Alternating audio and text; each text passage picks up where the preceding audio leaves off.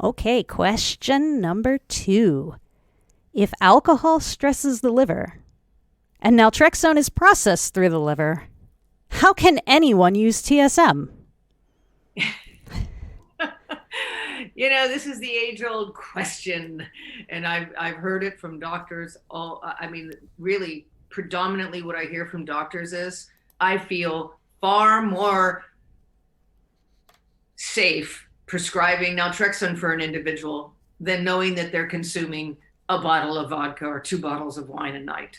So when you look at the damage, once again, I'm not a doctor, but if you look at the damage that ethanol does to the liver and processes through the liver, and you look at the evidence on naltrexone as to how much you would have to take to potentially do any damage to one's liver, I really think that the benefit of naltrexone outweighs the destruction of alcohol on the destructive nature of alcohol on the liver.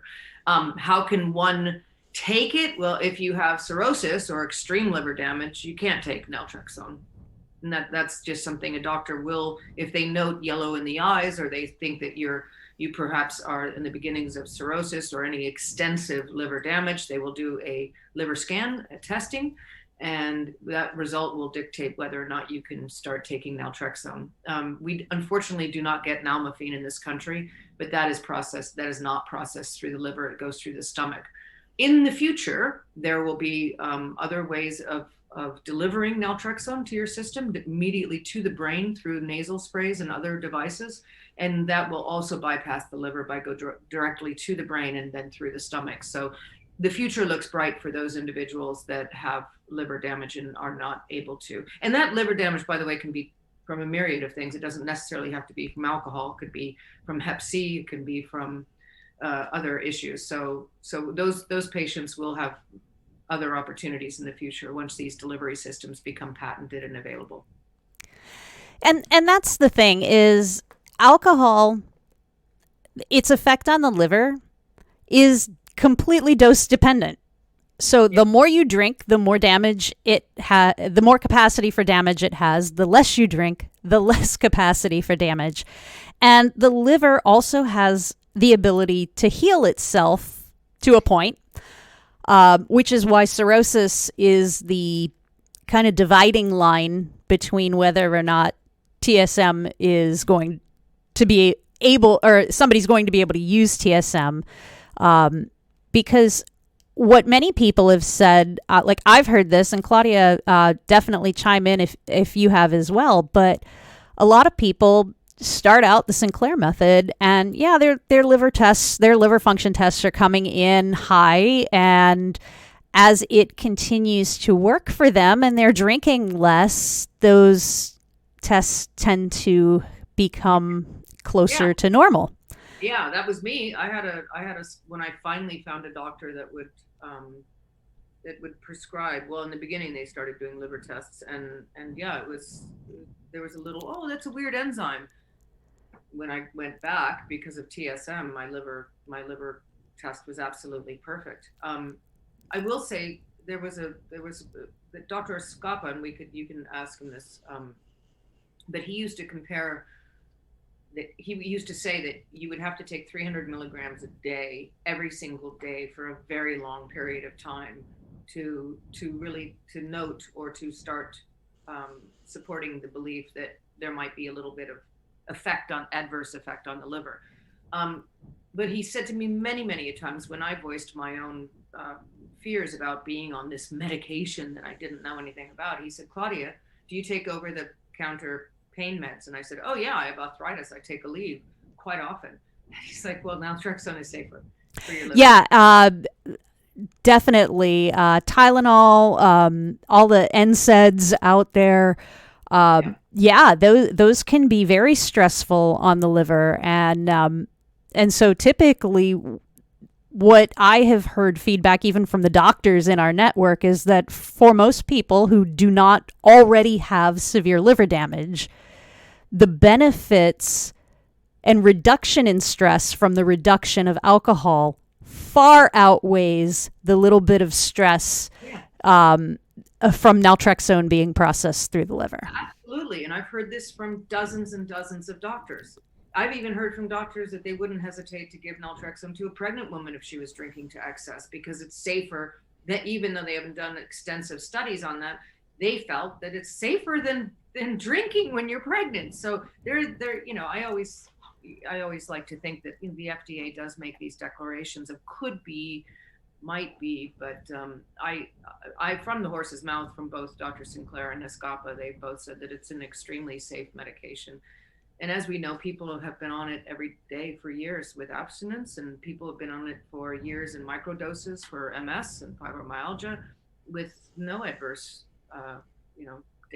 nothing adverse to their liver. So.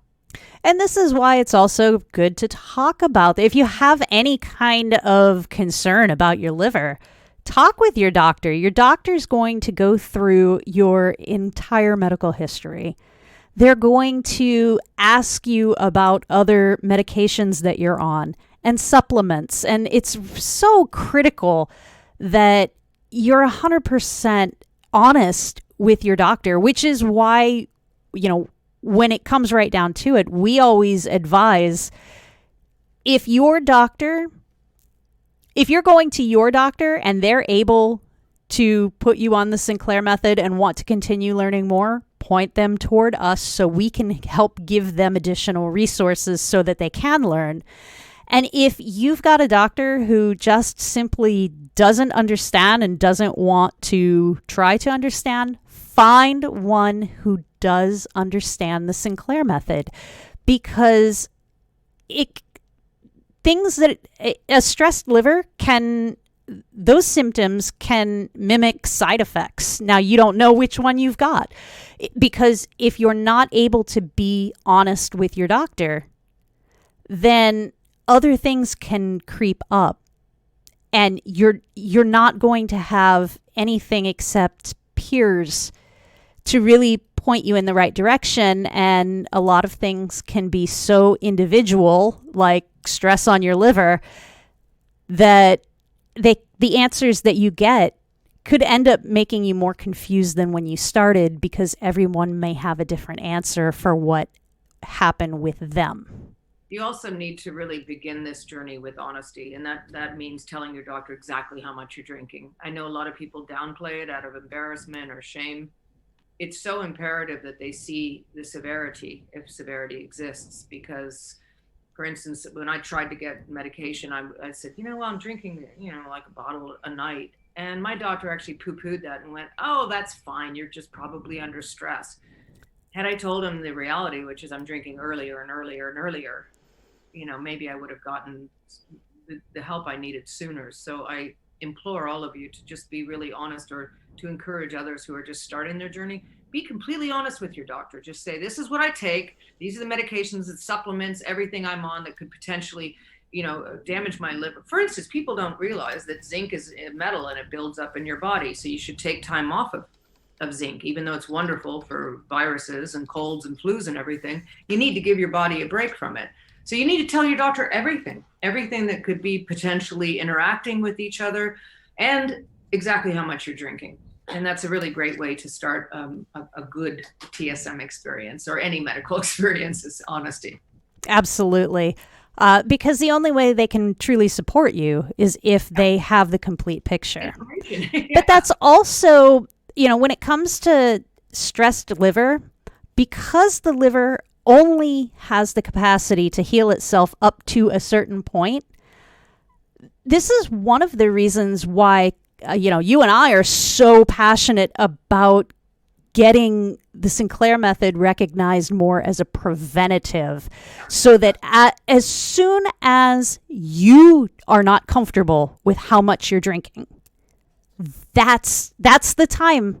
And right now, we do still have too many in the medical profession who will do exactly what your doctor did, Claudia, and say, whatever. People drink more than that. It's no big deal. But if it's a big deal to you, that's all that matters. Yeah, if you're address it. Just say, you know what, I'm uncomfortable with my drinking. Your doctor should, even if it's 3 glasses, 2 glasses a night, or 1 glass every single night, your doctor should help you.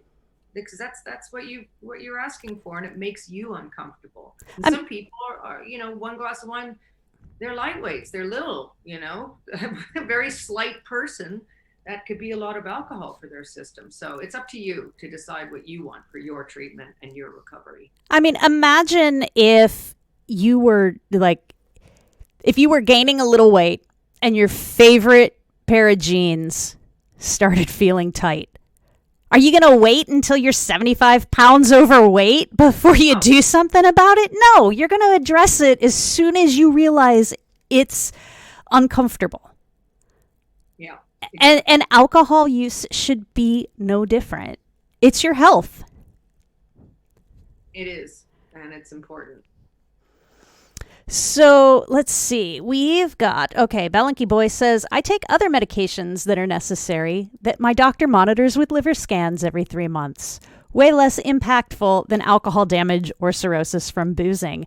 Yeah, and that's another thing that people don't think about is, and you mentioned this, how many other medications are there out there that are processed through the liver? Yeah, millions. For anyone who does have liver issues, you already know that anything over the counter, you've got to look and see if it has a warning. Yeah. Next time you're in the over the counter pharmacy area, just grab a random medication or two and look at it, and more likely than not, you're going to find something that says talk to your doctor if you have liver problems. Yeah, exactly. The majority of them do have that. Yeah. Recommendation. So let's see. We've got, find a doctor you can trust and who's willing to work with you. Rayla found one willing to work, so that was good. Does anyone have any questions for this segment for the liver stress?